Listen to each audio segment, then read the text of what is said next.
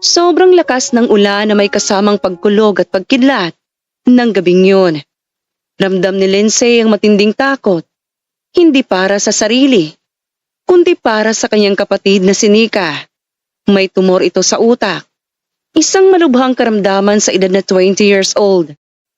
Samantalang 27 years old naman si Lindsay at tanging ito na lang ang katuwang niya sa buhay. Mula nang mamatay ang kanilang mga magulang, dulot ng malakas na bagyong Tino. Ate, hindi ko na talaga kaya. Hayaan mo na lang ako. Nahihirapang saad ng dalaga habang namumutla ang mukha. Manahimik ka, Nika. Gagawin lahat ni ate para lang maisalba ka sa sakit mong yan. Hindi ka pwedeng mawala sa akin. Ikaw na lang ang meron ako. Kaya lumaban ka. Natatakot na tugon ng babae. Hindi kayang tanggapin ng kalooban ni Lindsay ang mga sinasabi nito. Patawad ate. Kung dahil sa akin nahihirapan ka. Pabayaan mo na lang kaya ako. Hindi ko na rin kayang makita ka na nagpapakahirap para lang isalba ang katulad kong nag-aagaw buhay na. Dagdag pa ni Nika, kaya tuluyan ang naiyak si Lindsay. Patawad kapatid ko kung pinipilit kitang mabuhay para wag lang akong maiwang mag-isa. Sa totoo lang, natatakot ako. Natatakot akong mawala ka.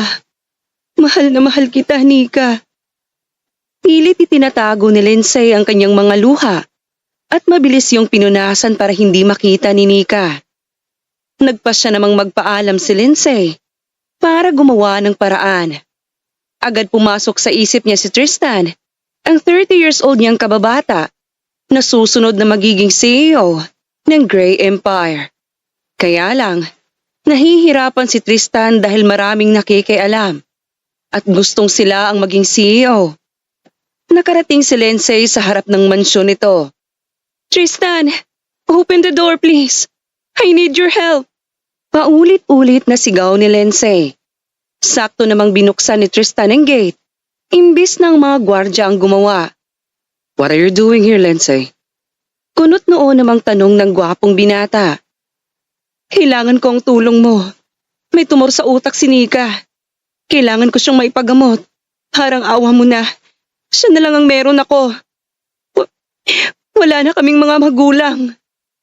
Halos mabasag ang boses ni Lindsay habang nagmamakaawa sa kanyang kababata. Alam mong hindi ako basta natulong ng walang kapalit.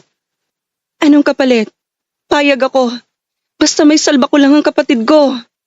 Tugon ni Lindsay kay Tristan. Kung ganun, be my toy and help me. Gusto kong maging CEO ng Grey Empire. At alam kong matutulungan mo ako. You got the connection and the brain. Sagot naman ng lalaki. Kumabog ng malakas ang dibdib ng babae. Pero naalala niya si Nika, kaya wala na siyang ibang choice. Oo na, pumapayag na ako. Tugon ni Lindsay, kaya napangiti si Tristan. Sa kakinabig ang bewang ng dalaga para gawaran ng mainit na halik. Nung una, ayaw tugunan ng babae ang halik. Hanggang sa unti-unti na siyang sumunod sa galaw ng labi ng kababata. Ganyan nga, kapag may kailangan ka, dapat alam mo ang gagawin. Bulong nito. Kinabahan naman si Lindsay pero nagpatuloy sila sa halikan. Makalipas ang ilang minuto, huminto silang dalawa sa halikan. Saka tinawagan ni Tristan si Lark para dalhin sa ospital si Nika. Pansamantalang ginamot ang nararamdaman nitong sakit. Thank you so much. Under observation pa siya ngayon. Next month, ipapadala ko na siya sa ibang bansa. Para doon ituloy ang surgery. Maraming salamat, Tristan. Ginastosan ng lalaki si Nika. Kaya naman, naging masunurin sa kanya si Lindsay. Madalas silang magkasama at naglalandian. Pero walang nangyayari sa kanila sa kama. Kahit papaano, nire-respeto ni Tristan ang kababata. Dahil mabait ito at karapat-dapat irespeto. Hindi rin nagtagal, tinulungan ni Lindsay ang binata. Kinausap niya ang mga board members at investors na kaibigan ng kanilang mga magulang para suportahan si Tristan. Bigyan niyo po sana siya ng chance na ipakita na karapat-dapat siya, higit kanino man. Kung sakali mang hindi niya kayang ibigay ang satisfactions na gusto niyo, just kick him out. Pangungumbinsi ng dalaga sa mga ito. Tinanong si Lindsay ng mga kaibigan ng kanyang mga magulang kung may chance na ikasal sila ni Tristan at hindi siya nakasagot. Kaya inakala ng mga ito na seryoso ang lalaki sa kanya. Dahil doon, sinuportahan nila si Tristan bilang CEO. Ang mga board members kasi ang tinulungan ng mommy at daddy niya nang nabubuhay pa ang mga ito. Thank you po sa pakikinig sa akin. Nagpaalam na ang dalaga at umalis roon. Kinagabihan, bumisita si Tristan sa bahay nila Lindsay para magpasalamat. Hinalikan niya sa labi ang dalaga, kaya nauwi iyon sa landian at halikan. Thank you for helping me, Lindsay. Akong bahala sa inyo ni Nika. Wala na sina Tito at Tita tapos ninakaw pa ng Tito Edwin mo ang yaman ninyo. Kaya naiintindihan kong sitwasyon nyo. Na wala kayong ibang malapitan kundi ako. Maingat na saad ng lalaki. Ayaw niyang sabihin na naghirap ang kababata. Tumango naman si Lindsay at yumakap kay Tristan. Doon niya na-realize na matagal na niyang gusto ang lalaki. Kaya siya pumayag na maging fling nito. Isang araw, naabutan sila ng fiancé ni Tristan na si Ana habang galing itong kumpanya. Tristan, how dare you? Talagang nagdala ka ng babae sa mansyon mo? Malapit na tayong ikasal. Stop messing around! Galit na sigaw ni Ana matapos makitang hinahalikan ni Tristan si Lindsay sa leeg habang nakaupo sa sofa sa may sala. Stop it, Ana. Alam mo naman palang malapit na tayong ikasal. Binitiwan ni Tristan si Lindsay at hinila ang kamay ng fiancé. Dumiretso sila sa kwarto ng lalaki at pinaikot ni Tristan ang fiancé. Nilandi at ikinama. Nagpa siya namang umuwi si Lindsay. Nadismaya siya sa narinig. Hindi niya akalain na ikakasal sa iba ang kababata. Naikuyom naman ni Lindsay ang palad sa sobrang inis at selos. Kung ikakasal naman pala siya sa iba, bakit kailangan niya pang makipaglaro ng apoy sa akin? Bulong ng dalaga sa naiinis na boses. Hanggang sa nakauwi siya sa bahay.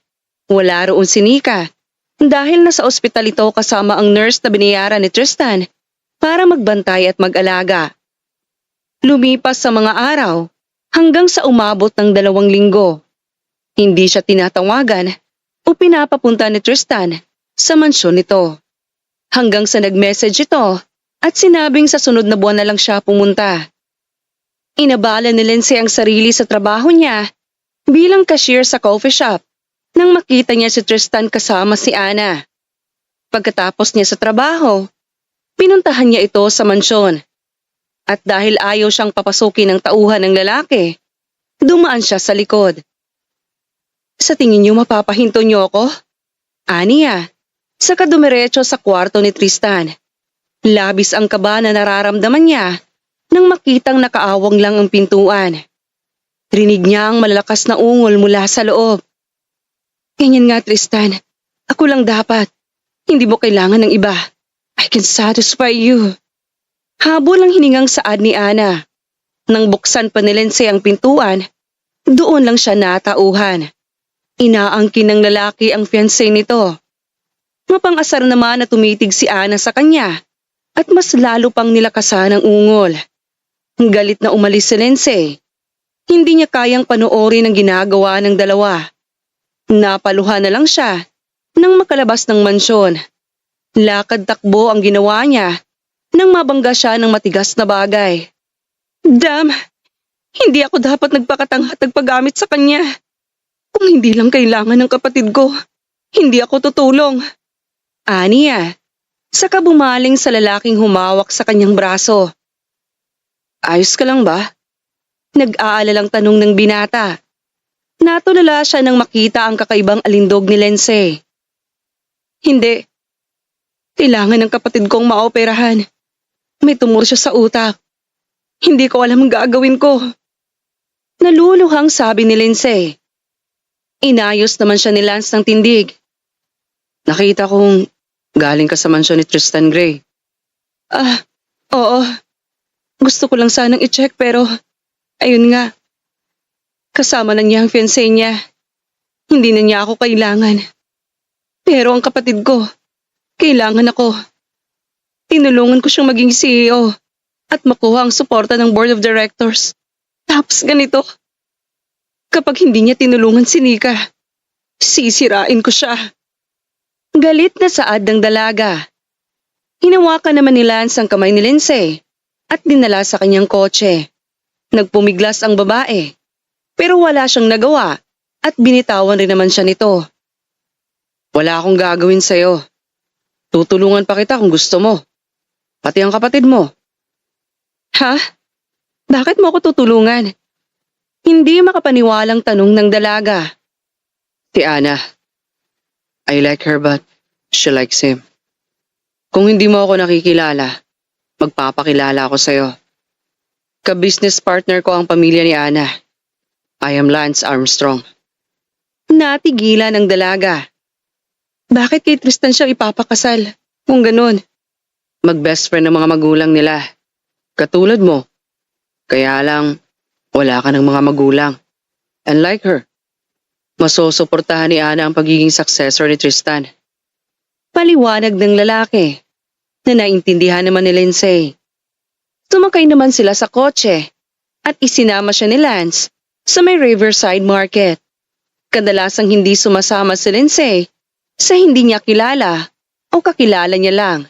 Pero iba si Lance. Pakiramdam niya, mapagkakatiwalaan niya ito. Bumili sila ng canned beer at nagsimulang mag-usap ulit habang nainom sa tabing ilog. Talaga bang tutulungan mo ako? Oo, pero may kapalit. Ano? Kunot noon namang tanong ng dalaga. Pagseselosan natin sila. Kung kababata mo si Tristan, may posibilidad na may gusto siya sa'yo. Kahit na paano. I pursue Ana for 3 years. Maybe may puwang ako sa puso niya kahit paano. Tugon ni Lance. Pero ayoko na kay Tristan. He's a jerk. Aniya, saka uminom ng alak. Help me in handling my business. Let me get a lot of big projects. Our company is his rival company. In exchange, I will give you everything you need and help your sister for her operation. Such a good deal, right? Natigilan si Lindsay sa sinabi ni Lance. Sa pagkakataong yon, wala na siyang iniisip pa kundi ang paggaling ng kanyang kapatid na si Nika. Kaya marahan siyang tumango. Deal. Nakipagkamay ang dalaga kay Lance at tinanggap yon ng lalaki. Magaan ang pakiramdam nilang uminom ng canned beer habang nagkukwentuhan. Hindi na nila namalayan ang oras, kaya hinatid na ni Lance ang dalaga sa bahay nito. Ibababa na sana niya si Lindsay sa kotse nang aksidenteng mahalika ng lalaki ang babae. Napamulagat naman ang inaantok na mga mata ng dalaga. Ew! Sorry. Sobrang lapit pala ng mukha mo sa mukha ko. Hindi ko sinasadya. Namumula ang tengang tugon ng lalaki. Oh, okay. Ibaba mo na ako. Kaya ko na. Salamat. Aniya, sa nahihiyang boses. Halos mga matis ang mukha ng dalaga roon. Hindi niya akalain, nakikiligin siya ng gusto sa simpleng smack. Bumaba siya sa pagkakakarga ni Lance at pumasok sa loob ng gate. Matulog ka na. I saved my number in your phone. Saka nag-friend request na rin ako sa'yo. Okay, i-accept kita bukas. Inaantok na ako ngayon. Aniya, sa mababang boses. Good night. Take care, Lance. Happy cooperation. Aniya, tinutukoy ang pagiging sekretary ng lalaki sa susunod na araw. Umalis si Lance roon at nagpa siyang umuwi. Kinabukasan, agad pinadala ni Lance si Nika sa Amerika para paoperahan. Labis ang pasasalamat ni Lindsay dahil mas mabilis kumilos ang lalaki kaysa kay Tristan. Mabuti na lang at naagapan niya ang pagiging uto-uto rito. Nang sumunod na araw, dinaanan siya nila sa bahay at isinabay na sa pagpasok sa opisina. Nag-umagahan ka na ba? Ha? Hindi ako nag-uumagahan. Sagot ni Lindsay sa lalaki. Biglang iniliko ni Lance ang kotse papunta sa cafe. Hindi ko itutolerate ang hindi mo pagkain sa umaga. Stressful ang trabaho. Ayokong bigla ka nalang mahimatay dyan. Aniya, saka bumaba. Sumunod naman si Lindsay. Hindi niya akalain na sadyang mabait ang boss. Hindi lang talaga ako sanay mag-umagahan simula nang mawala ang mga magulang ko. Tapos, idagdag pa na kailangan ng gamot at ipagamot ang kapatid ko. Pag-amin niya. Umorder ng kape, cake at pagkain si Lance. Pinitake out niya ang 2 cake para sa kanila mamaya at nagpa siyang sabayan si Lindsay kumain ng kanin saka cake. Simula ngayon, sasabayan mo akong mag-umagahan. Kumain ako sa bahay pero wala kang kasabay kaya sasabayan na kita. Aniya, na nakapagpabilis ng tibok ng puso ng dalaga. Thank you. Nakakahiya. Ibawas mo na lang sa sahod ko. Aniya, habang namumula ang pisngi. Ako ang nag-offer ng trabaho sa'yo at panlilibre. Let me. Hanggat sekretary kita, you have the privilege. Tugon ni Lance, kaya lalong bumilis ang tibok ng puso ni Lindsay sa saya. Pagkatapos nilang kumain, dumiretso na sila sa kumpanya. Nagulat ang mga naroon dahil sa bagong mukha na dumating. Napag-alaman nila na bagong secretary ng CEO si Lindsay. Ang former secretary ni Lance ay inilipat sa iba pa niyang kumpanya. Naging abala sila sa schedule ng lalaki sa araw na yon. Naging ayos naman ang pagtatrabaho ni Lindsay hanggang sa isang araw. Pag-uwi niya sa bahay, nadatan niya si Tristan sa labas ng gate. Anong ginagawa mo rito? Halos mangunot ang kilay ng dalaga sa sobrang inis. Bakit bigla ka nalang nawala? Binlock mo pa ako. Transfer mo rin si Nika. Akala ko ba may usapan na tayo? Salubong ang kilay na tanong ng lalaki. Tristan, ayokong makagulo sa inyo ni Ana. Ikakasal na kayo. Ayokong pag-initan niya ako dahil sa'yo. Kailangan pa ako ng kapatid ko. Kaya naisipan kong itigil na.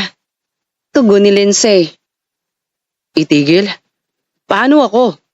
Nasanay na ako sa presensya mo. Saka nabalitaan kong sa Armstrong ka na nagtatrabaho. What? Siya rin ang tumulong sa'yo at kay Nika, ha? Bakas sa mukha ni Tristan ang labis na inis at insulto. Sa kanya unang humingi ng tulong si Lindsay, tila natapakan ng ego niya roon. Ayoko magpaliwanag sa'yo. Hindi naman kita boyfriend. Ako pa rin ang magpapasya kung kanino ako hihingi ng tulong. Saka, mas maasahan siya kaysa sa'yo. Agad niyang pinadala sa Amerika si Nika. At siya nga pala, yung tulong ko sa pagiging CEO mo, consider it as my birthday gift. Pero hanggang doon na lang yon. Salamat sa ilang taong friendship. Napagtanto ko lang na wala kang kwentang kaibigan. Dahil kung may kwenta ka, tutulong ka sa akin ng walang kapalit. Malamig ang boses sa tugon ni Lindsay. Sa katuluyang pumasok sa loob. Lindsay, hindi ako papayag. Sigaw ni Tristan, pero hindi na siya pinakinggan ng babae. Lumipas sa mga araw at linggo. Panay pangungulit si Tristan kay Lindsay. Unti-unti namang nakaka-move on sa pagkagusto sa kanya ang dalaga. Nag-focus siya sa trabaho. Hindi naman nakatiis si Lance at nagtanong na. Hinahabol ka niya?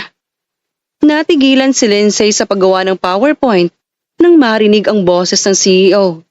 Oo, gano'n naman talaga si Tristan. Kahit nung mga bata pa kami, ayaw niyang inaagawan ng laruan. Tugon ng dalaga. Kung gusto ka pala niya, dapat pinaglaban ka at hindi pinili si Ana. Huwag kang papayag na maging option o ang palipas oras. You deserve the best. Kumabog ng malakas ang dibdib ni Lindsay nang marinig ang sinabi ni Lance. Tila mas lalo itong gumwapo sa kanyang paningin. How about you, Lance? Paano kung ma-realize ni Ana na ikaw palang gusto niya? Tatanggapin mo pa ba? Natigilan si Lance sa naging tanong ng sekretarya. Pinakiramdaman niya ang kanyang puso. No? Pagseselosin ko lang siya bilang gante. Pero ang balikan ko ang pagiging tanga at martir, hindi na. Mamaya, may nabuo na sila ni Tristan tapos sa akin ipapasalo. I know my worth. Tugon ni Lance, kaya napangiti si Lindsay. Akala ko, wala kang alam na naglalaro ng Jack and Poy ang dalawa. Buti na lang, hindi ako nakipaglaro. Aniya, natigilan si Lance at napailing. Kahit kailan talaga, prangka ka. Tugon ng lalaki, habang nakangiti. Naging abala sila sa kani-kanilang trabaho. Umati naman ng meeting si Lance, kasama ng mga board members. Kinagabihan, isinama naman siya ni Lance sa bar. Uminom silang dalawa, kasama ng ibang CEO na kaibigan ng lalaki. Pinakilala niya si Lindsay sa mga ito. At nang may magtangkang pumorma, agad niyang hinawakan sa bewang si Lindsay para bakuran. She's off limits. Saad ng lalaki. Naghiyawa naman ang mga naroon at sinabing mabuti na lang natauhan si Lance kay Ana. Pinuri silang dalawa at sinabing mas bagay sila. Nagsisimula ka na ba? Nandito ba si Ana o si Tristan? Naguguluhang tanong ng dalaga. Wala sila rito. Gusto ko talagang bakuran ka. Playboy ang mga kasama natin. Bulong naman ang binata. Kaya pala, salamat. Nakangiting tugon ng babae. Kumabog ng malakas ang dibdib ni Lance nang makita ang matamis na ngiti ni Lindsay.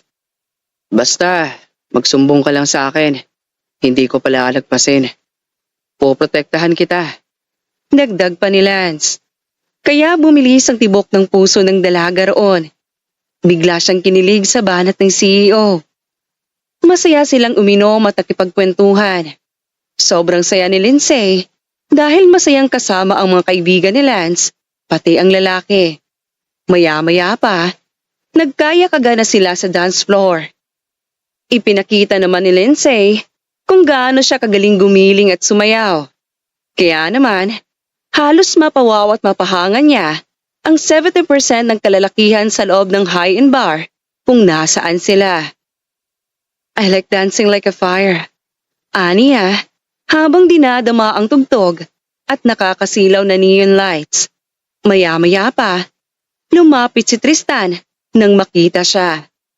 Kailan ka pa naging ganito ka-wild, Lindsay? Salubong ang kilay na tanong ng lalaki. Hindi natutuwa sa nakikita, pero nagbabaga ang mga mata at pakiramdam. Nais ang kini ng kababata. Alisin mo ang kamay mo, Tristan. Wala kang karapatang hawakan ako. Mahiya ka sa fiancé mo. Aniya, sa inis na boses, sabay tulak sa lalaki. Nawala ng gana ang dalaga sa pagsasayaw. Hinawakan naman siya ni Tristan sa kamay. Akin ka lang dapat. Wala kang lalandiin sa bar na ito, Lindsay. No, ni minsan hindi ako naging sayo. Sabay alis niya sa kamay ni Tristan. Hahawakan sana siya ulit ng lalaki. Nang hilahin ito ni Lance, kaya napasubsob naman ang dalaga sa matipunong dibdib ng gwapong CEO. She's mine, Gray. Back off. Malamig ang boses na sabi ni Lance sa kaniyakap lalo si Lindsay. Halos manggigil naman si Tristan sa sobrang selos. She's not even your wife. Paano siya magiging sayo, Armstrong? Napipiko na tugon ng lalaki. Alam nga namang sayo. May fiancé ka na. Matuto kang makontento. Dagdag pa ni Lance, kaya nanggigil si Tristan. At susuntukin na sana ang lalaki nang pumagitna si Lindsay. Napapikit ang dalaga habang nakaharang. Tumigil naman ang kamao ng kababata sa ere at pinakatitigan siya nito na may bahid ng selos. Hindi matanggap ni Tristan Nahandang masaktan si Lindsay para lang kay Lance. Lindsay, handa kang masaktan para sa kanya? Nasasaktan na tugon ni Tristan. Oo, Tristan. Kaya kung kaibigan pang turing mo sa akin, huwag mong sasaktan si Lance. Masaya na kami. Tama na. Maging masaya ka na lang sa piling niya. Sabay hawak ni Lindsay sa kamay ni Lance. Umalis sila roon at sumakay sa kotse ng lalaki. Nakarating sila sa bahay ni Lindsay, makalipas ang ilang minutong biyahe. Bumaba rin si Lance at pinapasok siya sa loob ng dalaga. Gusto mo bang magkape? Takang tanong ni Lindsay. No. Gusto ko pang uminom. May alak ka ba dyan? Meron. Nagsastak ako minsan. Pampatulog. Kukuha lang ako. Sasamahan kitang uminom. Sure. Sabay diretso ni Lindsay sa ref at kinuha ang alak. Dinala niya yon kay Lance saka binigyan niya ito ng baso. Nag-inom sila habang nagkukentuhan. Salamat sa pagtulong mo kanina ah. Kakainis talaga si Tristan. Napaka-selfish. Hindi may pinta ang mukha ng dalaga habang nainom ng alak. Ramdam niya ang pait noon na gumuguhit sa kanyang lalamunan. Sobrang lakas ng tama. Baka kaya yun naging ganon kasi ang alam niya, may something sa atin. Knowing him, mahigpit na magkalaban ng kumpanya ng mga Gray at Armstrong. Ewan ko sa kanya, bahala siya sa buhay niya. Basta ako ayoko na. Hindi ako magsisettle sa lalaking hindi kayang makontento. Buti na wala ang pagkagusto ko doon. Kung sakali mang magkagusto ka ulit, anong klaseng lalaki ba ang tipo mo? Tanong ni Lance kay Lindsay, kaya natigilan ito at napaisip. Yung ako lang ang mamahalin, walang karibal, walang cheating at hindi ako sasaktan physically. Lalo na emotionally na magbibigay ng trauma sa akin. Basta honest at loyal, goods na yon. Tumango naman si Lance at nilaro ang alak sa baso bago inumin.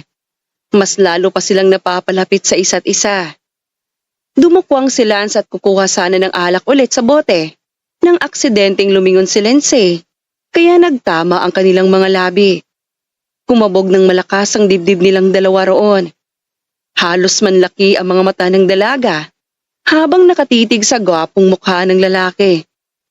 Sorry, hindi ko akalain na lilingon ka.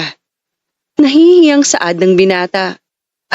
Alam ko, hindi ko naman akalain na kukuha ka na. Saktong lapag ko kasi ng bote after ko kumuha. Kabadong tugon ng dalaga. Nagkahiyaan sila at parehong namula ang pisngi. Ito ang unang beses na nakakailan tayo sa accidental kiss. Hindi ko maintindihan ang sarili ko. Kung sa ibang tao nangyari yun, magagalit ako.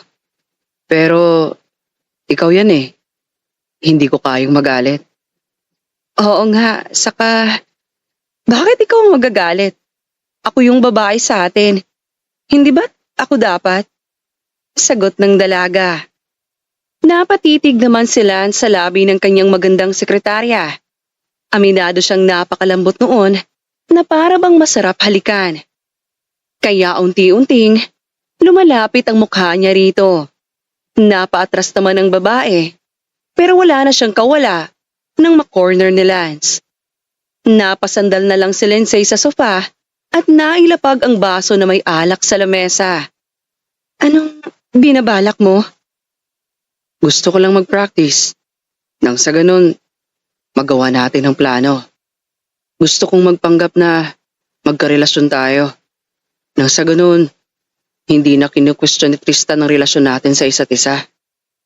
Sabay hawak ni Lance sa baba ni Lindsay. Lumakas ang loob ng binata dahil natama na ang alak sa kanya. May point ka. Kailangang maipakita natin ang simpleng kiss at sweetness nang sa ganun. Hindi na sila maghinala. Gusto ko pa rin siyang gantihan kahit na nakamove on na ako. Hindi ako ganun kabait para hayaan na lang siyang magkaroon ng peace of mind. Tugon ng dalaga. Kusang ngumiti si Lance kaya lalo itong nagmukhang gwapo sa paningin ng babae. Halos magwala ang puso niya roon sa sobrang kilig. You understand my point. Now, let's start. Paalam ng binata. Saka hinaplos ang labi ni Lindsay. Kinilig naman ang babae roon. Dahan-dahang hinalikan ni Lance ang labi ng dalaga. Maingat. Hanggang sa naging sabik ang bawat paggalaw. Napapikit naman silang dalawa habang dinadama ang labi ng isa't isa. Napakapit si Lindsay sa batok ng binata. Dulot ng matinding pananabik. Lumalim ang kanilang halikan at nagtagal yon ng ilang minuto. Paulit-ulit na hinalikan ni Lance ang dalaga at halos madala na sila pareho. You're a good kisser. I'll take that as a compliment. Sabay ngiti ng binata. Loko, nakakahiya. Ayos lang ba ang... Don't be. Parang marshmallows ang labi mo. Ang sarap halikan at kagatin. Tugon ni Lance, kaya namula lalo ang pisngi ni Lindsay sa sobrang hiya. Hinatak siya ng lalaki at niyakap. Sa kamarahang hinaplos ang kanyang ulo. Nabanggit ni Lance na ayos na ang kalagayan ni Nika. Pero pansamantala itong magpapahinga sa Amerika. Nang sa ganon, makabawi ito ng lakas at mamonitor ng maayos roon. Pumayag naman si Lindsay at nagpasalamat dahil hindi pinabayaan ni Lance ang kanyang kapatid. Hindi talaga ako nagkamali na ipinaubaya sa iyo ang kaligtasan ng kapatid ko. Maraming salamat, Lance. Welcome. Wala kang dapat ikapasalamat. Bukal sa loob ko ang tulungan ka dahil tinulungan mo rin ako. Tumango naman ang dalaga at gumaan ang pakiramdam. Kalaunan, nagpaalam na si Lance na uuwi na dahil may trabaho na ulit sila bukas. I need to go. Sleep ka na. Ilak mo ang pinto baka may manghimasok sa'yo rito. Hindi ako mapapanatag dahil mag-isa ka lang. Gusto mo bang lumipat sa mansyon? Habang wala pa ang kapatid mo. Marami naman tayong kasama doon. I have security guards to protect us. Nag-aalangang saad ng lalaki nang makasakay sa kotse. Hindi ba nakakahiya? Aminado akong nag-aalangang magstay rito lalo na at ganun si Tristan. Biglang naalala ng dalaga. No, mas importante ang safety mo. Okay, bukas na lang. Aayusin ko muna ang mga gamit ko. Sige, matulog ka na pagkatapos. Ihanda mo na lang ang mga gamit mo. Isasabay kong kukuha niyan para ihatid sa mansyon bukas. Susunduin kita ng umaga. Dagdag pa ni Lance na sinang-ayunan ng babae. Pinaandar niya na ang kanyang kotse nang biglang lumapit si Lindsay at humalik sa pisngi niya. Nanlaki ang mga mata ni Lance sa gulat at sabay na bumilis ang tibok ng kanilang mga puso. Thank you for everything. Good night, Lance. Saad ng dalaga, saka tumalikod at pumasok sa loob ng bahay. Lihim namang napangiti ang binata, saka pinasibad ang kanyang kotse. Kinabukasan, katatapos lang ilabas ni Lindsay sa may gate ang mga gamit niya nang dumating si Lance at isa pang kotse. Inutos nito na dalhin ang mga gamit ni Lindsay sa mansyon niya. Nilak naman ng dalaga ang gate, saka umalis sila ni Lance patungo sa kumpanya. Kumusta ang tulog mo? Pa-deliver na lang tayo ng food sa office. Order ka na. I'll pay. Saad ni Lance. Ayos naman. Mahimbing kasi nakainom. Wala naman akong hangover. Umorder ang dalaga base sa utos ng kanyang boss. Mabuti kung ganun. Ako rin. Sa tinagal ng panahon, ngayon lang nagkaroon ng maayos na tulog. Maybe dahil sa'yo? Ano sir? Hindi na kumibo pa si Lance, kaya hindi na nagtanong ang babae. Makalipas ang ilang minuto, nakarating sila sa kumpanya. Dumiretso agad sila sa opisina at naupo ang lalaki.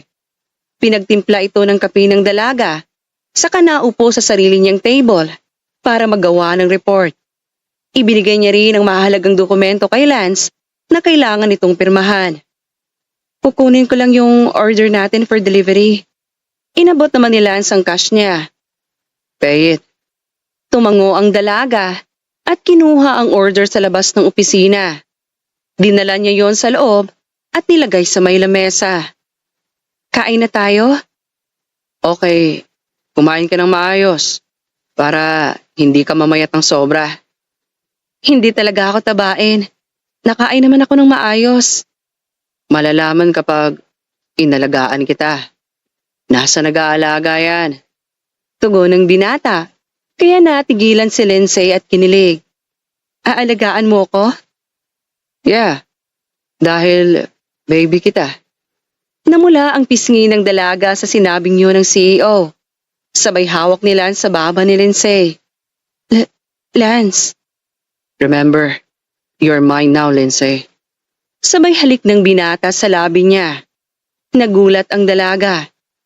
Hindi niya akalain na hahalikan ulit siya ni Lance. Kaya halos mga matis ang mukha niya sa sobrang kilig. Sabay silang kumain pagkatapos. Bigla-bigla kang nanghahalik. Pinagpapraktisan mo na naman ako. Paano kung hindi na basta practice? Tanong ni Lance. Nangunot naman ang noo ng sekretarya sa narinig. Ha? I think I'm starting to fall in love with you. Seryoso ang mukhang sabi ng binata. Kumabog ng malakas ang puso ng dalaga sa kanyang narinig. Sure ka ba sa nararamdaman mo sa akin? Tumango ang CEO, saka tumabi sa kanya.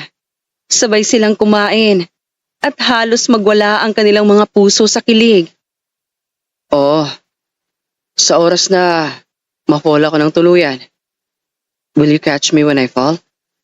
Sabay titig ni Lance sa magandang mukha ni Lindsay. Maybe, kung ako lang ang laman ng puso mo. Oo, narealize ko na ang kahalagahan ko kaya wala kang dapat ikabahala. Kung magmamahal ako ulit, ikaw lang. Nang wala ang pisngi ni Lindsay sa sobrang kilig, mabilis siyang kumain at humarap sa boss niya. We can try to work it out. Aniya, sa masayang tinig. Binitawan ni Lance ang coke at siniil ng mainit na halik ng sekretarya. Sabik nilang hinalikan ng isa't isa. Habang tumatagal, mas lalo nilang nararamdaman ang kaibahan ng halik na may pagmamahal sa halik na may pangangailangan. Napahawak si Lindsay sa batok ng kanyang boss habang mas lalong dinidiin ni Lance ang dalaga sa kanya. Para silang mga gutom sa isa't isa sa mga oras na yun. I like it whenever I kiss you. The feeling of became whole never left me. Basta ako lang hahalikan mo. Walang problema sa akin. Namumula ang pisngi na tugon ng dalaga. Tumango naman si Lance bilang pagsang-ayon. Ikinalong niya ang sekretarya. Sa kanila pinagdikit ang kanilang noo. I want to pursue you. For real? Nanlaki ang mga mata na tanong ng babae. Yes. Ngumiti ang dalaga sa kamarahang tumango bilang pagsang-ayon sa nais gawin ng CEO. Mulay nilang sinakop ang labi ng isa't isa. Sa ganong estado sila naabutan ni Ana. Kaya naman, nagsalubong ang kilay ng babae. Alam niya na patay sa kanya si Lance, kaya hindi matanggap ng pride niya na may kalampungan itong iba. Lance? Natigilan silang dalawa sa ginagawa nang marinig ang galit na boses ng babae. Hindi ka ba marunong kumatok, Ana? Naiinis na tugon ni Lance. Nang lumingon si Lindsay, halos sugurin ito ng babae. You, pati ba naman si Lance gusto mong landiin pagkatapos mo kay Tristan? Nang gagalaiting sumbat nito, ang namagitan sa amin ni Tristan ay tapos na. The moment na malaman kong may fiancé siya. Hindi niya yung sinabi sa akin kaya wala akong alam. Pag-amin ng dalaga. Kinabig naman lalo ni Lance ang sekretarya. Para sabihin kay Ana na sa kanya lang si Lindsay. Lindsay is mine alone. Huwag kang mag-alala. Hindi kita guguluhin. Ganun rin ang girlfriend ko. Kaya pwede ba, sa susunod, show some respect. Tandaan mo, Higit na mas makapangyarihan ng Armstrong kaysa sa mga Lewis kapag nainis ako sa'yo. Banta ng gwapong CEO. Natigilan si Ana. Bigla siyang nakaramdam ng selos at nasaktan siya sa sinabi ni Lance. Aminado siyang hinahanap-hanap niya ang kalinga at effort nito. Hindi kasi ganoon si Tristan sa kanya. More on landian lang sila. Pero sa mga effort, higit na mas nakakaangat si Lance. Kaya nag-aalangan siya kung pakakasalan niya pa si Tristan. Akala ko ba kung gusto mo? Hindi na niya napigilang itanong. Kumunot ang noo ng binata at pinakiramdaman ng sarili. That was before. Pero hindi naman naging tayo. Kaya nag-fades rin ang nararamdaman ko sa'yo. Lindsay is my first girlfriend and she would be my last. Tugon ni Lance, stating the fact. Paano kung piliin kita? Hindi ako naniniwala na wala ka nang nararamdaman sa akin. Sa loob ng 3 taon, you spoiled me with gifts. That was before. Iba na ngayon. Maging masaya ka na lang kay Tristan. You have my blessings. Now leave. Hindi mo ba nakikitang nagbe time kami? No, please. Hindi ako papayag. Imposible ang sinasabi mo. Pinagsiselos mo lang ako. Kung yun talaga, pues, hindi ko itatanggi. Now, dump her. Utos ni Ana. Biglang nairita si Lance sa kanya at tumayo. Bumaba naman si Lindsay at inabangan ang gagawin ng CEO. Napangiti si Ana sa pag-aakalang hahalikan siya ni Lance nang ilagay nito ang kamay sa leeg niya at sinakal siya. I am done with you. If you disrespect her once again, remember, she's not the only one. Disrespecting her is disrespecting me. Gigil na ibinagsak ni Lance sa sahig ang babae. Halos mamula ang mukha ni Ana at panay ang pag-ubo niya. Wala namang pakialam si Lance at tinabihan ulit ang sekretarya. Sumenya si Lance na umalis na si Ana. Kaya sa sobrang pagkapahiya, wala itong nagawa, kundi mag-tantrums habang naglalakad palabas ng opisina. She's really mad. Let her be. I mean what I've said. Bukod pa ron, hinding-hindi na kita pakakawalan. Sabay halik ng CEO sa noo ng sekretarya. Sabay na tumibok ng mabilis ang kanilang mga puso. Pagkatapos ng eksena yon sa umaga, naging abala na ulit sila sa trabaho. Nalinis na ni Lindsay ang kanilang pinagkainan, kaya naman, naghanda sila para sa meeting ni Lance kasama ang mga taga-warehouse. Pumasok sila sa warehouse at muntik nang matamaan ng forklift operator, si Lindsay. Mabuti na lang at nahila ito ng binata. Ayos ka lang ba?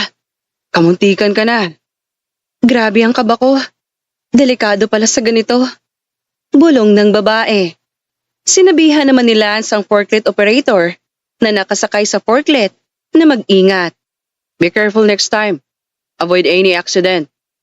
Nahihiya at nagsorry ang operator bago umalis. Umattend si Lance ng meeting at kinausap ang mga warehouse clerk. Nang matapos, lumipat naman sila sa production area para mag-audit. Naging abala sila sa buong maghapon. Bandang 5:00, nang lumabas sila sa kumpanya, sakay ng kotse patungo sa mansyon. Grabe, nakakapagod. Kaya mo pa ba? Halos araw-araw talaga busy. Tugon ng binata. Naiintindihan ko. Ayos lang naman. Ngumiti ang dalaga kaya hininto ni Lance ang kotse.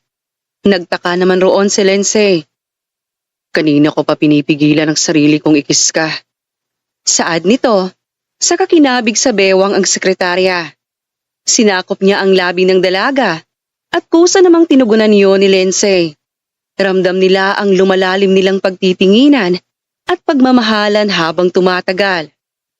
Lumipas ang mga buwan, mas lalo silang napamahal sa isa't isa. Puro regalo at effort ang natatanggap ni Lindsay kay Lance. Kaya naman pakiramdam niya, espesyal siya. Walang araw na hindi pinaparamdam ng binata ang kanyang pagkahumaling sa sekretarya. Ilang beses sa silang nag-date at nag-travel. Hanggang sa isang gabi, dulot ng matinding tama ng alak at kakaibang pakiramdam, Nagstay sila sa hotel. Bukas na tayo umuwi ng mansyon.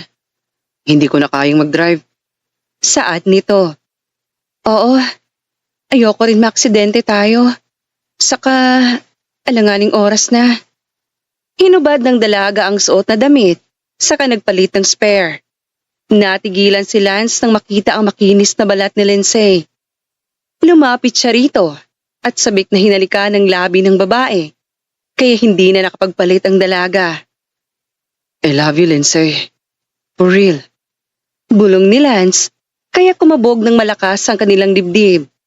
Sabik nilang hinalikan ng isa't isa, hanggang sa bumagsak sa kama ang dalaga. Hinalikan ng lalaki ang bawat sulok ng balat ng babae. I love you too, Lance. Bulong nito, na may namumulang pisngi hanggang sa dibdib.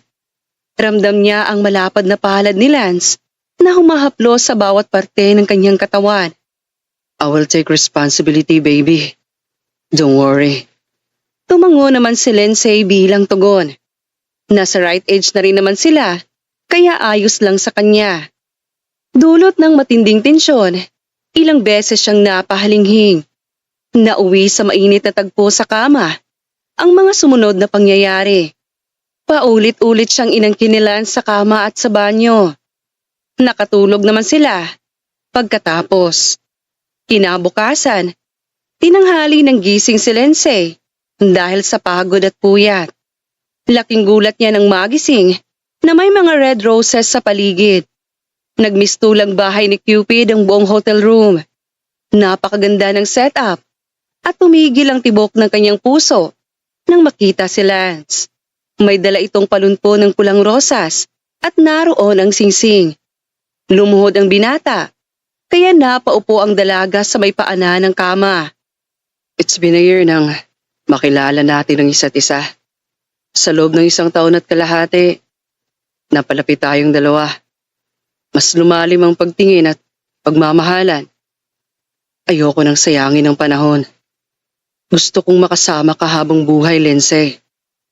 Gusto kong maging sandalan mo at karamay mo sa lahat ng oras. Gusto kong dumepende ka sa akin. Mahalin ako at mamahalin kita ng higit pa sa buhay ko. Will you marry me? Halos kabahan si Lance habang naghihintay ng sagot ng dalaga. Kinilig naman ito ng sobra sa kanya. Oo, pakakasal ako sa'yo. Kinikilig na tugon ni Lindsay. Labis ang saya na nararamdaman ni Lance noon, kaya agad niyang isinuot ang singsing. Mariin nilang hinalikan ang labi ng isa't isa at nauwi na naman sa mainit na sandali ang kanilang tanghali. Sabay silang kumain. Pagkatapos ay nag-check out na sa hotel. Hindi makapaniwala si Lindsay na nakatanggap siya ng pink diamond mula sa lalaki. No more pretending. Sabay nating haharapin ang buhay at bukas nang magkasama. Hindi ka na mag-iisa. Saad ni Lance habang nagmamaneho ng kotse. Oo nga, masaya ako dahil dumating ka sa buhay ko. Napangiti naman si Lance roon. Mas naging matatag pa sila ni Lindsay. Habang tumatagal, mas nagiging clingy sila sa isa't isa. Naging abala sila sa preparasyon ng kasal hanggang sa dumating ang araw na pinakihihintay nilang dalawa. Ang kanilang kasal, nagaganapin sa simbahan. Masayang naghihintay sila sa simbahan at paalis na sana si Lindsay nang harangin ang kotseng pangkasal na sinasakyan niya. Ano pong nangyari, Manong? Tanong niya. Maya-maya pa, nakita niya si Tristan na kumakatok. Pagbukas niya ng bintana ng kotse, tinutukan siya nito ng baril sa kaang driver. Sumama ka sa akin. Hindi ka magpapakasal kay Armstrong. Ako dapat ang pakakasalan mo. We are childhood sweethearts, Lindsay. Talagang nababaliw ka na, Tristan. Bakit ba ayaw mo akong hayaang sumaya? Baba. Walang nagawa ang dalaga kundi bumaba. Kinaladkad naman siya ni Tristan. Nag-hand signal si Lindsay sa driver at naintindihan nito ang gagawin. Agad itong dumiretso sa simbahan at sinabi ang nangyari. Halos magwala si Lance at lumabas ng simbahan. Inutusan niya ang mga tauhan na hanapin si Lindsay Pinasara niya ang mga exit at pinakancel ang mga flight sa airport para sa mapapangasawa. Pero bigo siya. Matalino namang isinakay ni Tristan si Lindsay sa yacht at umalis ng bansa. Hayop ka, Tristan Gray. Sa oras na bumalik ka rito, ako mismo ang tatapos sa'yo. Galit na sigaw ng lalaki. Hindi matanggap ang nangyari. Samantala, nakabalik na ng bansa si Nika at maayos na ito. Tinuring siyang kapatid ni Lance, kaya dalawa silang umaasa sa pagbabalik ni Lindsay. Halos araw-araw namang hinahanap ni Lance ang fiancé. Hindi siya tumitigil at gabi-gabi naman siyang umiinom para lang makatulog sa kamapawi ang pangungulila niya, pati ang lungkot. Sa kabilang banda, layuan mo ako. Kinamumuhian kita, Tristan. Hayop ka. Sana hindi na lang kita naging kababata. Gigil na sigaw ni Lindsay kay Tristan. Malayo siyang nakakagalaw sa mansyon nito, pero hindi siya makatakas sa sobrang dami ng bantay. Kamuhian mo man ako. Alam kong babalik rin sa dati ang lahat. Mamahalin mo rin ulit ako, gaya noon. Ha? Naririnig mo bang sarili mo? Ikaw? Mamahalin ko? Asa ka? Si Lance lang ang gusto ko. Siya lang ang mamahalin ko. Saad ng dalaga. Isang malakas na sampalang natanggap niya. Kaya naman, nahimatay siyang bigla dahil sa hilo at gutom. Ginugutom niya ang sarili kahit pinapakain siya ni Tristan. Lindsay, sorry. Saad ng lalaki. Sa kagad kinarga ang babae. Inihigan niya ito sa kama at nagtawag ng pisisyan. Lumipas sa mga araw at buwan, madalas mawala ng malay ang dalaga. Hindi naman siya ginagalaw ni Tristan dahil umaasa itong mamahalin ulit siya ng babae. Pero hindi yun nangyari. Hanggang sa isang araw, napansin nila ang lumalaking tiyan ng babae. Are you sick? Hindi ka naman nataba pero malaki ang tiyan mo. Wala kang pakialam. Inis na tugon ng dalaga. Ano ka ba? Concern lang ako sa'yo. Kung talagang concern ka, pakawalan mo na ako. Hayaan mo akong umuwi sa Pinas. Ayoko rito. Nagsimula na namang mag-breakdown si Lindsay. Kaya niyakap siya ni Tristan, pero lumayo lang siya lalo. I can't. Maghihintay pa rin ako. Saka tumayo ito at iniwan na si Lindsay muna. Doon lang kumain ang dalaga dahil nahapdi na ang tiyan niya sa gutom. Kahit na kumakain na si Lindsay, never pa rin siyang lumambot kapag nandyan si Tristan. Gigil na gigil talaga siya rito. Panay ang iyak niya habang inaalala ang gwapong mukha ni Lance. Sorry. Sana huwag mo akong ipagpalit. Huwag ka rin sanang magpabaya sa sarili mo. Aniya, habang nakatingin sa may bintana.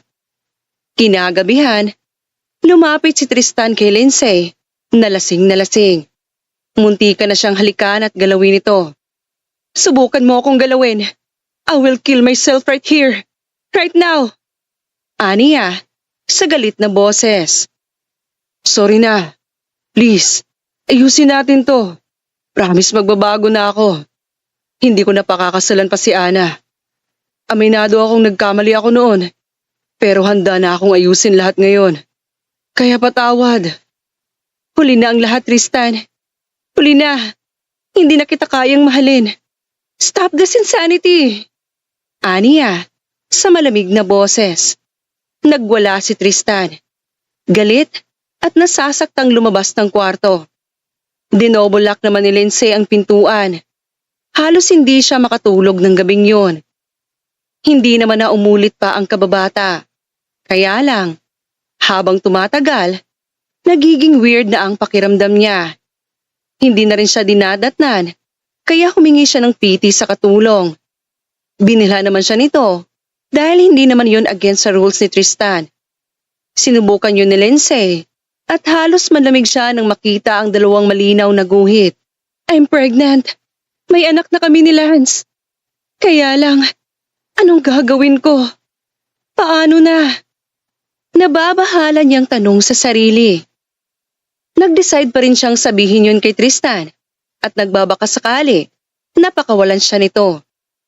Kinagabihan, naabutan niya ito sa sala na nanunood sa TV. Tristan? Lindsay, ngayon ka lang lumapit sa akin. Na-appreciate mo na ba ang effort ko? Handa ka na bang pagbigyan ako? Bakas sa gwapong mukha ng lalaki, ang pag-asa. Pero nabasag yun nang ilabas ni Lindsay ang piti. Sorry, mas lalong hindi. Buntis ako at si Lance ang ama. Tila gumuho ang mundo ni Tristan sa narinig. Mabilis itong tumayo, kaya kinabahan ng babae. You must be lying, right? Kaninong piti yan? Tanong ng lalaki. Akin nga. Inutusan ko ang katulong. Pakawalan mo na ako, Tristan. Parang awa mo na. Para sa bata. No. Kahit may anak kayo, ako ang sasama sa'yo sa check-up. At ospital, hanggang sa ma-fall ka sa akin. Nababaliw ka na. Hindi ikaw ang ama. Kaya pakiusap. Pakawalan mo na ako. Nagsisimula na namang atakihin ng anxiety at depression sa Lindsay. Kaya niyakap ito ni Tristan. Nandidiri namang lumayo ang babae. Wala ka nang magagawa. Isinama siya ni Tristan sa ospital at bantay sarado si Lindsay ng mga tauhan niya. Napag-alaman sa laboratory na buntis nga siya at 5 buwan na ang kanyang tiyan. Napag-alaman rin na lalaki ang kanyang anak. Masaya sana si Lindsay, kaya lang wala siyang magawa. Nag-hand signal siya sa OB, pero nagbulag-bulagan ito. Ayaw kalabanin si Tristan. Tara na, inumin mo ang mga gamot mo. Saad ng lalaki, saka sila bumalik sa mansyon nito. Walang kibo ang babae, dahil ayaw niyang makasama sa pinagbubuntis niya. Naging maingat siya, dahil alam niyang nababaliw na si Tristan. Sigurado ka bang hahayaan mo akong palakihin ng bata? As long as you stay by my side, walang problema. Hindi mo siya sasaktan? Tanong pa ng babae. Tumango si Tristan. Kahit na-obses siya kay Lindsay, hindi niya kayang pumatay o pakialaman ang pinagbubuntis nito. Ganoon niya kamahal ang kababata. Nakauwi sila sa mansyon at nagpahinga ang babae. Lumipas sa mga araw at buwan hanggang sa mga anak si Lindsay. Pinangalanan niyang Johan ang baby at pinalaki kasama si Tristan. Hindi siya kinulit o pinilit nitong makipagtalik. Nakontento na ang lalaki na nakakasama siya at naaalagaan. Inisip na lang ni Tristan na anak niya si Johan hanggang sa lumaki ang bata. Tawagin mo akong Papa. Papa? Ano ba, Tristan? Huwag mong turuan ang anak ko. Hindi ikaw ang ama niya. Inis na singit ni Lindsay. Hanggang ngayon ba, ayaw mo pa rin akong tanggapin? Malungkot na tanong ng binata. Please, tama na. Ilang taon na natin tong pinagtatalunan. Hindi na magbabagong isip ko. Tugon ng babae, saka kinarga ang anak pabalik sa kanilang kwartong mag-ina. Napaisip ang babae kung kumusta na si Lance. Ramdam niya ang matinding pangungulila rito. Natatakot siya na baka ipinagpalit na siya nito at bumuo na ng bagong pamilya sa iba. Maraming tumatakbo sa isipan ni Lindsay. Pero umaasa siya na magkakaayos pa sila. Mama, gusto ko po ng milk. Napalingon ng babae sa kanilang anak. Oo anak, ipagtitimpla kita. Tugon nito. Masaya namang tumalon sa tuwa si Johan at nahiga na sa kama. Mama, bakit ka po nagagalit? Sinabi ko na sa iyo anak. Lance ang pangalan ng daddy mo. Lance Armstrong. Hindi pa lang tayo makauwi kaya hindi ka pa niya nakikilala. Tugon ng babae. Ayaw niyang palakihin ito sa kasinungalingan, kaya sinasabi niya talaga ang totoo. Pinaliwanag niya ang sitwasyon nila. Matalino naman ang anak, kaya naiintindihan ito. Nagpa siyang matulog sa Johan ng mga tanghaling yun. Samantala, lumipas ang mahabang panahon at lumaki na nga si Johan. Sakto namang kailangan na si Tristan sa kumpanya, kaya nagpa siya itong bumalik sa Pilipinas. Wala siyang magawa kundi isama sila Lindsay at Johan dahil malulungkot siya kapag hindi kasama ang mga ito. After 4 years, nakabalik sila sa Pinas. Siguraduhin yung magbibehave kayo. Saad ng lalaki. Okay. Kahit na umaasa siyang magkikita pa sila ulit ni Lance. Matalino naman si Johan. Nang umattend sila ng gathering, humiwalay siya sa kanyang mama. Dala niya naman ang smartwatch na pang-contact rito. Naglibot ang bata para humanap ng mahihingan niya ng tulong. Nang aksidente nitong makabanggaan, si Lance, natigilan ng binata nang makita ang batang kamukhang kamukha niya. Ayos ka lang ba, bata? Bigla siyang nakaramdam ng lukso ng dugo. Daddy? Ikaw ba ang daddy ko? Kamukhang kamukha kita. Aniya, sa cute na boses. Daddy? Wala akong anak eh. Sino ba ang mommy mo? Si Lindsay po. Lance Armstrong daw po ang daddy ko. Hindi ko po kaano-ano si Uncle Tristan. Mister, kung hindi ka po si Lance Armstrong, ayos lang. Pero mukha kang mabait. Pwede mo ba kaming tulungan? May mamanday. Na-hostage siya. Ilang taon na kaming hindi makaalis sa poder ni Uncle. Kahit mabait siya at di kami inaano. Please po, help us. Halos magmakaawa na ang bata. Kumabog naman ang malakas ang dibdib ni Lance sa narinig. Agad niyang niyakap ang anak. Hindi na niya napigilan ang emosyon. Sobra siyang nahabag at naluha habang niyayakap ang anak. Hindi niya lubos akalain na magbubunga ang isang gabi nila ng babaeng pinakamamahal. Sa loob ng 4 na taon na paghahanap at paghihintay niya, labis ang pasasalamat niya sa Diyos na safe ang mag-ina niya. Mister, bakit niyo po ako niyayakap? Naawa po ba kayo sa akin? Kaya kayo umiiyak? Ayos lang po ako. Naniniwala akong magiging safe kami at makakalaya. Tugon ng bata. It must be fate that brought us together, anak. Ako si Lance Armstrong. Ako ang daddy mo. Tila tumigil ang pag-ikot ng mundo sa paligid ni Johan nang marinig ang sinabi ng ama. Nabuhayan siya ng loob at umiiyak na yumakap kay Lance. Nagyakapan sila at nag-usap. Kaya isinama ni Johan ang ama sa kanyang mommy. Nagtawag ng tauhan, gwardya, mga pulis at NBI officer si Lance saka pinuntahan si Lindsay. Nagpatulong siyang i-rescue ito. Hindi, akin lang si Lindsay. Sigaw ni Tristan na makitang nagtagpo ang landas ng dalawa. Sa sobrang pagpapanik, babarilin niya sana si Lance nang si Lindsay ang tamaan niya dahil humakbang ito para lingunin si Lance at Johan. Ma'am! Gulat na sigaw ng bata. Dinampot naman ang mga pulis si Tristan. Si Mare, Lindsay, isugod niyo siya sa ospital. Sigaw ng lalaki. Sinapok naman siya ni Lance sa mukha dahil sa galit. Hayop ka, Gray. Kapag natuluyan si Lindsay, papatayin kita. Gigil na sigaw ni Lance, saka isinugod sa ospital ang babae. Agad na dinala sa emergency room si Lindsay at mabuti na lang, safe ito. Dahil kahit sa dibdib tinamaan, malayo naman sa puso. Inilipat si Lindsay sa VIP room, kaya binantayan ito ni Lance at ni Johan. Makalipas ang ilang oras, nagising na si Lindsay. Kinausap naman ni Lance ang babae. Lindsay? Mami, nakita ko na si Daddy. He's here po. Sigaw ng bata. Napalingo naman ang babae kasabay ng malakas na tibok na kanyang dibdib. Nakahiga pa siya noon sa kama. Sa wakas, nagkita na ulit sila. Napaluha si Lindsay nang makita ang matured at mas pinagwapong itsura ng binata. Anak?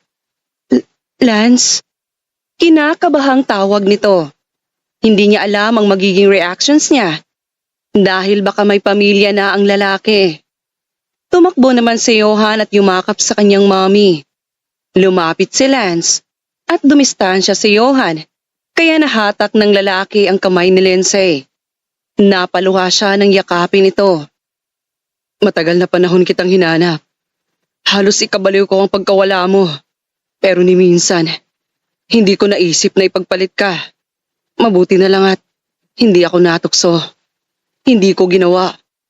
Lindsay, mahal na mahal pa rin kita.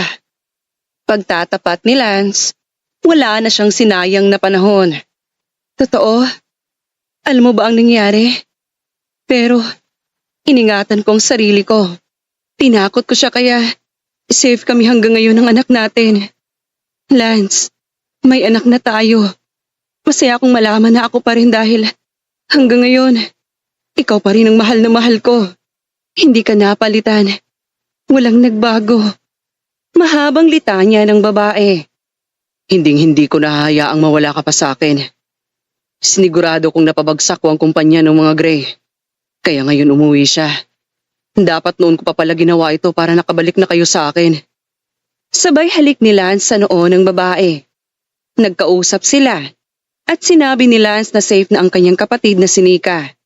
Kaya sumama ang dalawa sa lalaki. Pero bago yon, inihatid muna nila si Tristan sa presinto. Halos magwala ito nang makitang kumpleto na ang pamilya nila Lance. Nakasakay si Lindsay sa wheelchair at namumutla. Sa bahay ka na magpagaling. Oo, kumpleto naman doon. Sinigurado naman ng lalaki na mabubulok sa kulungan si Tristan. Napag-alaman ni Lance na pinatay nito si Ana matapos siyang pigilan na makigulo sa kasal. Kaya nakulong ng tuluyan si Tristan. Pagbabayaran mo ang pagkuha mo sa mag-ina ko. Saad ni Lance sa galit na boses. Hayop ka, Armstrong. Hanggang ngayon hindi pa rin kita matalo. Ginawa ko na lahat pero baliwala. Frustrated na sigaw ni Tristan. Tristan, maling klase ng pagmamahal ang meron ka. Hindi pagmamahal yan. You're being toxic. Tugon ni Lance at umalis na sila ni Lindsay roon. Nagpasalamat pa rin naman si Johan kay Tristan sa pag-aalaga at pagbigay ng suporta. Saka sa hindi nito pagpatay sa kanya para makuha ang mami niya. Naluha si Tristan dahil anak na ang turing niya rito. Mag-iingat ka, Johan. Kahit hindi kita kadugo, anak ang naging turing ko sa'yo. Kahit ayaw sa akin ng mami mo. Malungkot na sagot ni Tristan. Tumango naman si Johan at umalis na sila doon. Nakulong ng tuluyan si Tristan dahil sa dami ng ebidensya na nakuha ni Lance para madiin siya. Nakaalis sila sa presinto at dumiretso sa mansyon. Sumalubong sa kanila si Nika. Ate, hindi ako makapaniwala na nawala ka. Mabuti at ayos ka naman. Sabay yakap ni Nika kay Lindsay. Napatingin siya kay Johan. Oo, ayos lang ako. Mabuti at nakauwi na kami ng pamangkin mo. Anak, may tita Nika. Kapatid ko siya. Tugon ni Lindsay. Hello po, tita Nika. Masiglang saad ng 4 na taong gulang na bata. Napaka-cute naman ang pamangkin ko. Halika, hayaan muna natin magbanding sina ate at kuya. Nang sa ganun, makabawi sa mga panahong hindi sila magkasama. Masayang kinarga ni Nika ang pamangkin. Kumain sila ng midnight snacks at siya na mismo ang nagpatulog rito. Samantala, makalipas ang 2 linggo, magkasama na naman sina Lindsay at Lance sa kwarto. Parehong walang saplot dahil na-miss nila ang isa't isa. Matagal na panahon silang nagtiis sa lamig, kaya naman nagsalo agad sila sa mainit na gabing yon. Ramdam nila ang mabilis na tibok ng kanilang mga puso matapos makailang rounds. Hindi ako makapaniwala. Kumpleto na ang pamilya natin. Tapos may tagapagmana pa ako. Kaya nga, thank you sa pagkupkup sa kapatid ko habang wala ako. Patawad kasi hindi natuloy ang kasal natin. Ano ka ba? Ayos lang. Kapatid ko rin si Nika. Pwede naman nating ituloy ang kasal. Ikaw pa rin naman ang gusto kong pakasalan at makasama habang buhay. Buong pagmamahal na pinakatitigan ni Lance ang fiancé, kaya kinilig si Lindsay. Oo, ako rin. Ikaw lang ang gusto kong makasama habang buhay. Matagal na panahon tayong nagkahiwalay. Akala ko, magbabago ka. O may iba ka ng pamilya. Kaya natakot ako. Pero mabuti na lang kasi wala. Nakangiting saad ng babae. Gaya ng pangako ko noon, ikaw lang mamahalin ko. Wala nang iba. Never akong lumandi o nagpalandi. Nanatiling loyal sa loob ng 4 na taon. Umaasa rin na sana, hindi ka bumigay kay Tristan. Mabuti na lang at hindi kanya pinuwersa. Muntik na. Tinakot ko lang siyang papatayin kong sarili ko. Hindi naman niya ako nagalaw o kahit halik. Para sa'yo lang talaga ako. Kinilig naman sila sa narinig kay Lindsay. Masaya siyang safe ito, pati si Johan. Mabuti na lang at hindi ka itinali. Sa kwento mo, mukhang malaya kang nakakagalaw. Oo, pero sobrang daming bantay, kaya wala akong magawa. Mabuti na lang at takot siyang magpakamatay ako. Dagdag pa ng babae. Niyakap naman siya lalo ni Lance. Ako rin. Takot ako magpakamatay ka. Mahal na mahal kita eh. Tugon ng lalaki. Kinilig naman lalo si Lindsay. Hindi ko yun gagawin. Habang buhay kitang sasamahan at mamahalin.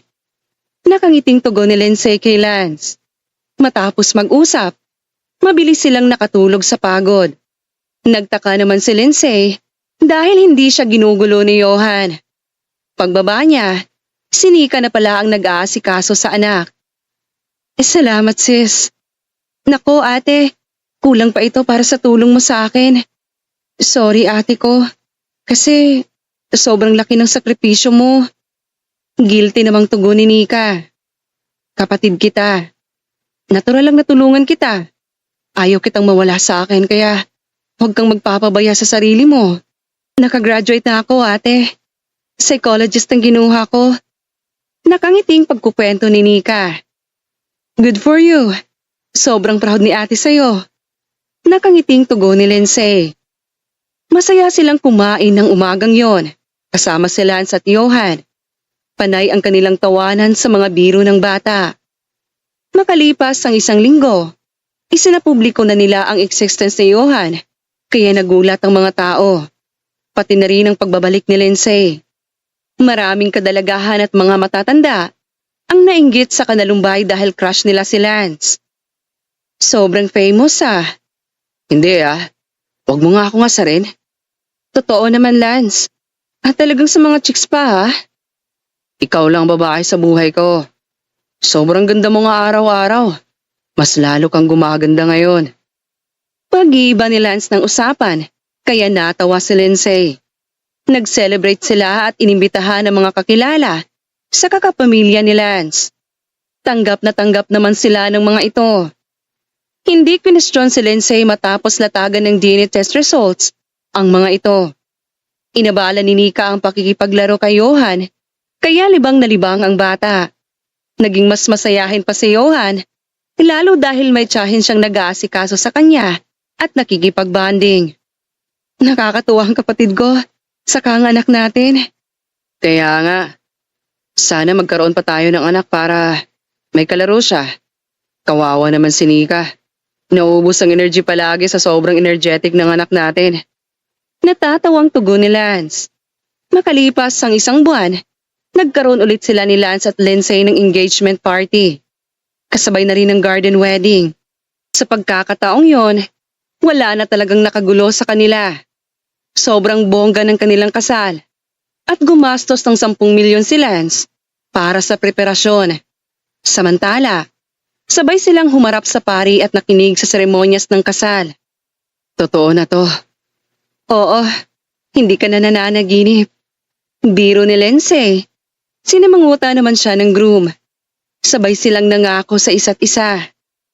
Handa akong pakasalan si Lindsay Cayetano bilang aking asawa.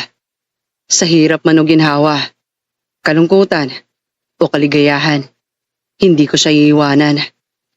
Hindi ko na rin hahayaan na mawala siya sa akin. Nangangako akong mamahalin siya ng walang kapantay at kasabay. Sabay kaming tatanda at mamahalin ng isa't isa habang buhay. Saad ni Lance, Sa seryosong boses, kinilig naman si Lindsay. Tinatanggap ko po si Lance Armstrong bilang aking asawa. Sa hirap man o ginhawa, kalungkutan o kaligayahan, handa siyang samahan at suportahan. Hinding-hindi magsasawa o mangangaliwa. Palaging tapat at totoo. Habang buhay ko siyang mamahalin at hindi ko iiwanan. Sabay kaming mangangarap para sa anak namin at habang buhay kaming magtutulungan sa lahat ng bagay. Dahil mahal na mahal ko siya. Sa kabila ng lahat ng pinagdaanan namin, alam kong hindi kami pinabayaan ni Lord. Kaya heto kami ngayon, magkasama at masayang bubuo ng pamilya. Nakangiting saad ni Lindsay. Kinilig naman si Lance habang nakangiti. Nagpatuloy ang pare sa seremonyas ng kasal at nang matapos, nagpikturan lang sila sa kadumiretso na sa venue. Nag-celebrate sila roon at napuno ng kasiyahan ang kanilang mga puso. Kalaunan, nalaman nilang buntis ulit si Lindsay at kambal na babae ang kanilang anak. Ipinanganak niya sina Mirima at Hatis after 9 months. Kaya mas lalong naging masaya ang kanilang pamilya. Makalipas ang 1 taon, masaya nilang sinelebrate ang birthday ni Johan at ang christening ng kambal. Thank you for making my life complete. Have beautiful and handsome kids. Buong pagmamahal na sabi ni Lance habang nakayakap kay Lindsay. Binigyan mo ako ng maayos na buhay kaya bibigyan rin kita ng maayos at masayang pamilya. Tugon ni Lindsay at humarap kay Lance. Siniil naman siya nito ng mainit at puno ng pagmamahal na halik. Nang matapos, inasikaso na nila ang kanilang mga anak. Naghanda sila para magbakasyon sa probinsya. Balak nilang bisitahin ang asyenda na nabili ni Lance, kaya maaga silang umalis. Hindi naman nakasama si Nika dahil abala na ito sa trabaho. May sarili na rin itong kondo, kaya nabisita na lang sa kanila paminsan-minsan. Naging successful ang operasyon sa kanya, kaya wala na siyang nagiging problema. Iniisip mo pa rin ba si Nika? Malaki na yun. May boyfriend na nga. Oo, alam ko. Pero syempre, hayaan na nga. Naiiling na tugon ni Lindsay. Live her life to the fullest. Ayos naman na siya ngayon. Don't worry. Saad ng asawa. Tumango naman si Lindsay. Nakarating sila sa asyenda matapos ang mahabang oras na biyahe. Ginabi sila, kaya nagpasya silang magpahinga muna. Lumipas sa mga araw na sobrang saya nila sa asyenda. Naglalaro ang anak na si Johan habang inaalagaan ni Lindsay ang kambal. Abala naman sila sa pagbabalat ng mangga na sinasawsaw sa alamang. Sobrang saya ng kanilang pamilya at hindi sila nagkukulang sa pagpapalaki ng kanilang mga anak. Namuhay sila ng masaya at payapa. Hindi napipilit ang pag-ibig. Kapag lalo nating ipinilit, mas lalo lang tayong hindi mamahalin ng taong gusto natin. Samantala, malalaman lang natin ang halaga ng isang tao kapag wala na sa atin at hawak na ng iba. Kaya matuto tayong magpahalaga nang sa ganon, walang pagsisihan sa huli. Kahit anong gawin ng tao, kung hindi talaga para sa iyo ang taong gusto mo, wala kang magagawa dahil may itinadhana sa kanyang iba. Matuto tayong tumanggap ng pagkatalo dahil hindi lahat kayang ipanalo. Gaya ng pagmamahal ni Tristan kay Lindsay, parang laso na sobrang toxic na. Mabuti na lang at tunay ang pag-ibig nila Lance at Lindsay sa isa't isa. Kaya muling pinagtagpo ang kanilang landas. Walang nagbago, maliban sa mas minahal nila ang isa't isa. Sana lahat ng tao ay matagpuan ang tunay na pag-ibig, nang sa ganon, wala nang masaktan. Sana po marami kayong natutunan sa kwento ng pag-ibig natin ngayon. Maraming salamat po.